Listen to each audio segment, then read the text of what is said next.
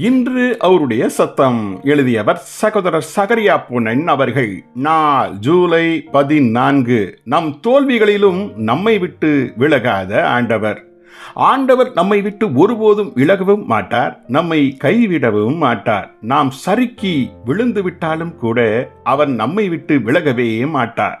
நம் தோல்விகளை குறித்து அவரிடம் நேர்மையாய் நடந்து கொள்ள மாத்திரமே அவர் விரும்புகிறார். அவ்வித நேர்மையில் இருதயம் நொறுங்குண்டவர்களுக்கு அவர் எப்போதும் சமீபமாகவே இருக்கிறார். நாம் விழுந்து விட்டாலும் கர்த்தர் தம் கரத்தினால் நம்மை தாங்கிக் கொள்ளுகிறபடியினால் நாம் தள்ளுண்டு போவதில்லை என்பதே சங்கீதம் 37:24 நமக்கு தரும் வாக்குத்தத்தம் ஆகும்.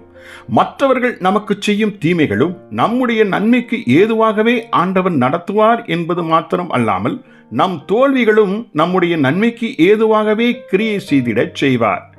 எத்தனை தீமைகளாய் இருந்தாலும் அவைகள் ஒவ்வொன்றிலும் இருந்தும் நம்மை விடுவித்து வெற்றி வாகை சூடும்படி செய்வார். அவர் நம்மை வலுவாதபடி காத்துக்கொண்டு ஒரு நாளில் பிதாவிற்கு முன்பாக நம்மை மாசற்றவர்களாய் நிறுத்துவார். இவ்வாறு முடிவு பரியந்தவும் நம்மை காக்கவல்ல அவருடைய வல்லமையில் நம்முடைய நம்பிக்கை இருக்கிறதே அல்லாமல் நம்முடைய சொந்த பலனில் இல்லவே இல்லை.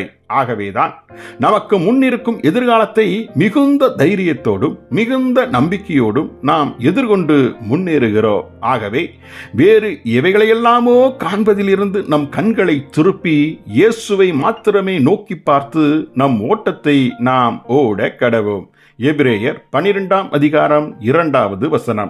இப்போது நம்மை சுற்றி நெருங்கியிருக்கும் பலவீனங்களையோ அல்லது நம் கடந்த கால தோல்விகளையோ இனி ஒருபோதும் நோக்காது இருப்போமாக.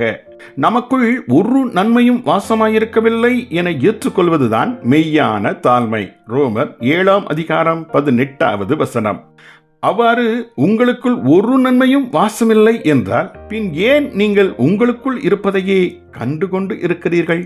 அதேபோல் உங்கள் கடந்த கால தோல்விகளை நோக்கி பார்ப்பதையும் நிறுத்துங்கள். அப்படியெல்லாம் நீங்கள் நோக்கி பார்ப்பது உங்களுக்கு அதைரியத்தையே கொண்டு வரும். செபிப்போமா? எங்கள் பரம தகப்பனே, எந்த தோல்வியிலும் துவண்டு போகாதபடி எங்களோடு இருந்து தூக்கிவிடும் உமது அன்பிற்கு நன்றி. இயேசுவின் நாமத்தில் ஆமேன்.